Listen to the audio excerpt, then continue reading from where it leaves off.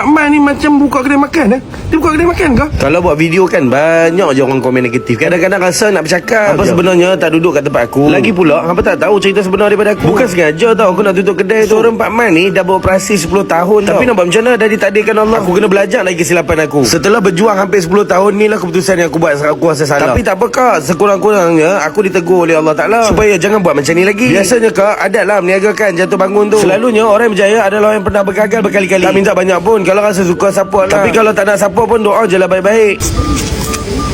Sedap ni. Semua Pak masak ni sedap. Petai sedap, itik sedap, udang sedap. Sedap dia pandai dia buka kedai makan. Anu. Kalau pada hujung ada sambal kan.